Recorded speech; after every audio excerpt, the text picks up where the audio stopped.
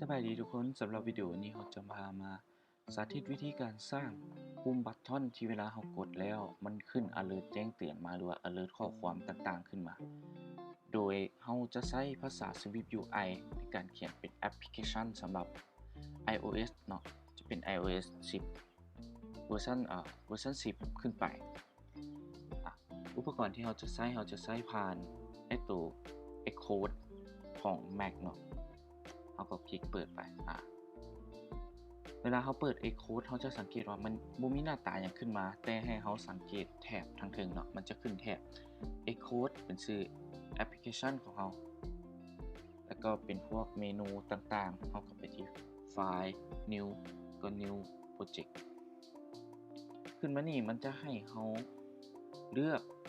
Multi Platform เขาจะเอาเป็น iOS เนาะเขาจะเฮ็ดเป็นแอปพลิเคชันผ่านมือถือแล้วมันเลือกตัวนี้เป็นแอปพลิเคชันทั่วไปแล้วก็กด Next ใส่ชื่อโปรเจกต์ของเรา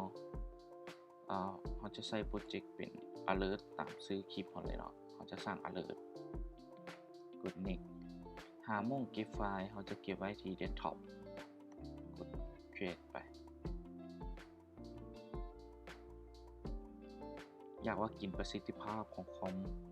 เติบหนึ่งเอาปิดแท็กตัวนี้ไปเพราะว่าเขาจะบ่ใช้เนาะโอเคจากนั้นเรามาเลือก emulator ของเขาว่าเขาจะเอา emulator ตัวใดอันนี้ขอเป็น iPhone 11 Pro Max แล้วก็กดไปแล้วเขาจะซูมออกโอเคมันมาแล้ว emulator ของเขาบัดนี้เราจะสร้างalert จะสร้าง alert เนาะเราก็มาสร้าง private ให้มันก่อนสร้างตัวเปลี่ยนที่กำหนดค่าให้มันโอเคเราก็ app เนาะแล้วก็ state ตามด้วย private ชนิดของตัวเปลี่ยนเนาะชนิดตัวเปลี่ยนเราจะใส่เป็นvarตามด้วยชื่อตัวเปลี่ยนเป็น showing arrayกำหนดให้มันเป็น for คือให้มันปิดอยู่โอเค for เซฟไว้บัดนี้เราจะมาสร้างปุ่มบัตทอนกันก่อนนะกำหนดค่าให้มันเอาก็เป็นบัตทอนวงปิกาบัดนี้เราจะกำหนดให้ตัว showing array ของเราที่เราสร้างขึ้นมานี่ showing array ของเราเป็นtrueเวลาถึงกดว่าจะให้มันเกิดอย่างขึ้นบัดนี้เราจะมาสร้างให้ข้อความขึ้นอยู่ในปุ่มบัตทอนของเราตอนนี้เรายังไม่เห็นปุ่มบัตทอนเนาะแต่ที่แท้บัตทอนเราสร้างขึ้นมามันจะไม่เห็นปุ่มบัตทอนตอนนี้มันเกิดเลยอยู่ที่นี่เพราะว่าเราเขียนบัตทอนยังบ่แล้วเราจะมาใส่เป็น labo ตัวนี้แล้วเราก็เอาตัวนี้เข้าไป labo ใน labo เขาอยากให้มันมีความแน่นอนปุ่มบัตทอนเขาต้องอยากให้มันมีตัวอักษรบอกว่าอันนี้มันปุ่มเนี่ยโอเคอันนี้จะขอเป็นปุ่มล็อกอินเดี๋ยวเขาจะทำให้มันบูตขึ้นได้ก่อนนะเราจะขอลบตัวออกไปเพราะเขาจะบ่ใช้ Hello World โอเคจะสังเกตเห็นว่าปุ่มบัตทอนของเขาขึ้นมาแล้วแต่มันยังไม่เห็นเป็นบัตทอนเนาะมันจะเป็นข้อความที่ว่าล็อกอินธรรมดาแต่ที่แท้มันเป็นบัตทอนแต่มันจะไม่เห็นเรายังไม่ได้กำหนดดีไซน์ให้มันเอากลับมานี่จัมเมดถ้าจะดีไซน์เราต้องกดปุ่มจัมเมดก่อนเนาะแล้วก็ตามด้วยสิ่งที่เราจะดีไซน์เราอยากให้มันเป็นตัวแรกเลยคือpadding ต่อมาเป็นเฟรมปกติเขาจะเป็นไซส์เนาะแต่อันนี้จะใช้เฟรมสัก0.60ตามด้วยcolor ก็คือตัวหนังสือเนาะเขาจะใช้เป็นสีขาวจากนั้นเราจะมาใส่ background ให้มัน background เขาก็จะเป็น background color dot ตามด้วยสีเขาจะเป็นสีบลูสีฟ้านั่นเองขึ้นมาแล้วเขาอยากให้ปุ่มบัตทอนของเขามันขอบงามๆจากบาทหนึ่งเขาก็จะมีเข้าไปแล้วเขียนว่า corner ที่แปลว่ามุม corner radius จะ10เห็นจะสังเกตว่ามันโค้งแล้ว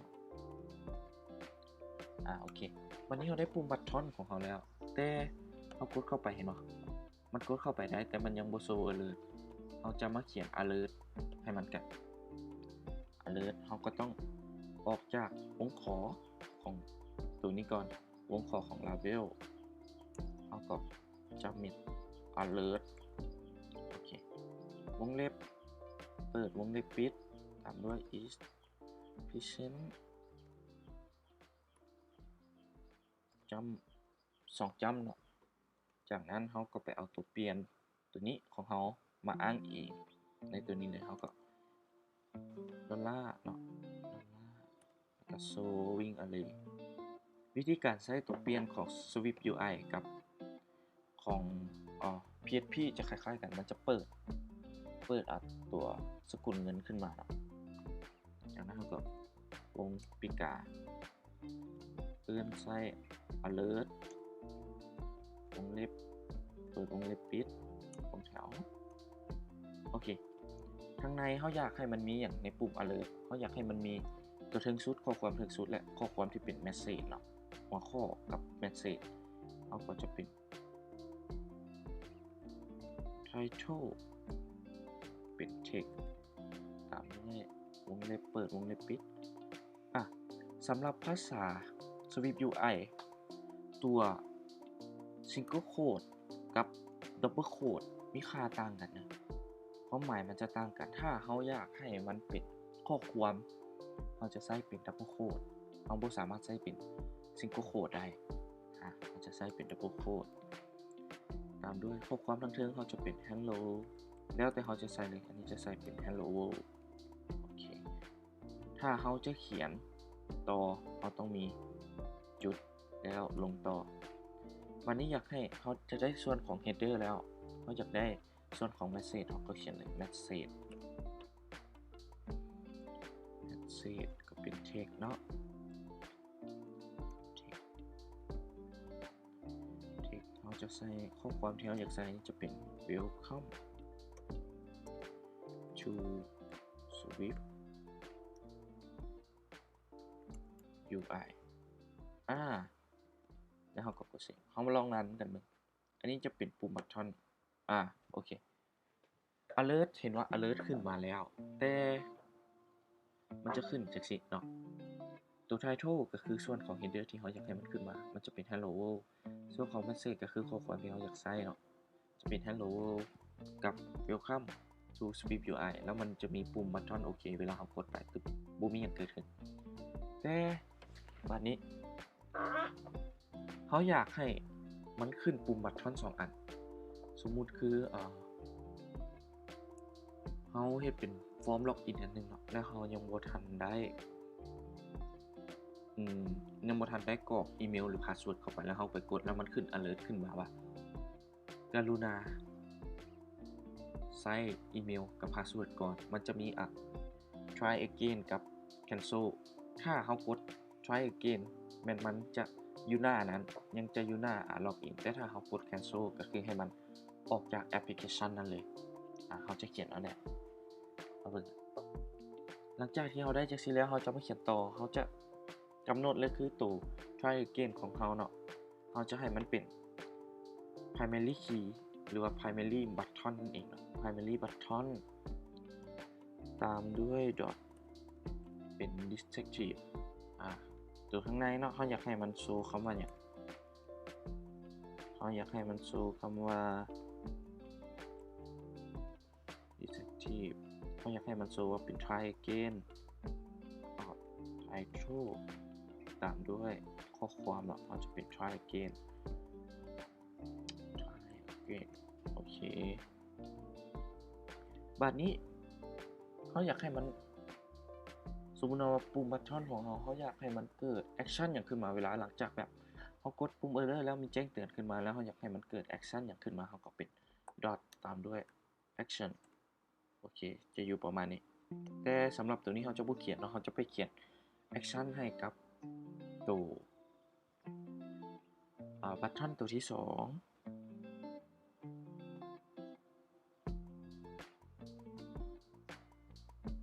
เขาก็มาจุดนี่เนาะแล้วก็ลงมาเขาจะเป็น secondary button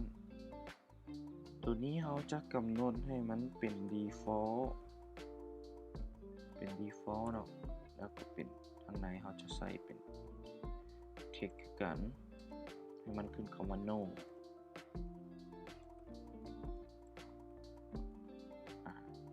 จากนั้นเราก็จะมาใส่ action ให้มัน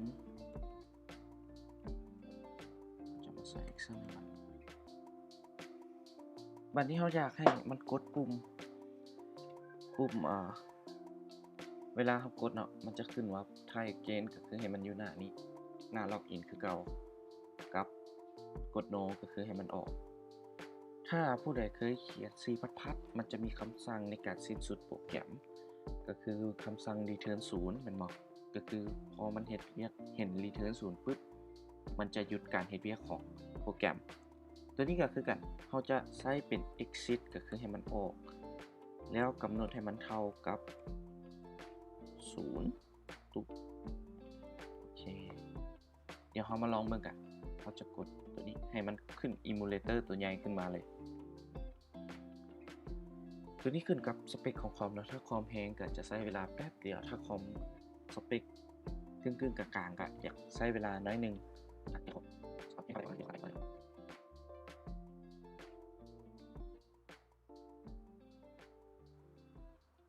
โอเคตอนนี้เขาจะมี emulator ตัวใหญ่ขึ้นมาแล้วเป็น emulator ตัวใหญ่เลยเนาะนี่เนาะตัวใหญ่ขึ้นมามันจะขึ้นอย่างนี้เนาะเอามาลองกันมันจะขึ้นบัตทอนล็อกอินถ้าเรากดบัตทอนล็อกอินเนาะมันจะต้องมี alert ขึ้นมาซึ่ง alert เราจะมีข้อความ hello world ที่เป็น header กับส่วนของ welcome to Swift UI เป็นส่วนของ message และก็จะมีปุ่มบัตทอน2อันเนาะจะมี try again กับ no ถ้ากด try again ให้มันยังอยู่หน้านี้หน้าล็อกอินแต่ถ้ากด no ก็คือให้มันออกแอปพลิเคชันเดี๋ยวเรามากดกันตู้จะเห็นแล้วว่ามันจะมี header ที่เขาแจ้งขึ้นไว้จะมี try again ถ้าเขากด try again มันต้องอยู่หน้าเดิมตู้โอเคมันจะอยู่หน้าเดิมเพราะว่าเขายังไม่ได้ใส่ action อย่างให้มันแต่ถ้าเขากด no ก็คือให้มันออกแอปพลิเคชันเดี๋ยวเขามากดปุ๊บจะเห็นว่าแอปพลิเคชันของเราเด้งออกแล้วนี่ก็จะเป็นส่วนของการสร้าง alert แจ้งเตือนในส่วนของบัตทอนเนาะเป็นบัตทอนที่คลิกแล้วมี alert ขึ้นมาที่เราสามารถนำไปประยุกต์ใช้กับแอปพลิเคชันของเราในภาษา Swift UI ได้สำหรับคลิปนี้ถ้าพวกเข้าใจณจุดใดสามารถคอมเมนต์ถามได้เนาะถ้ามีโอกาสอีกครั้งหนึ่งจะมาพามาสร้างอีกอย่างอีกต่อไปเดี๋ยวเราจะติดตามกันสำหรับคลิปนี้สวัสดี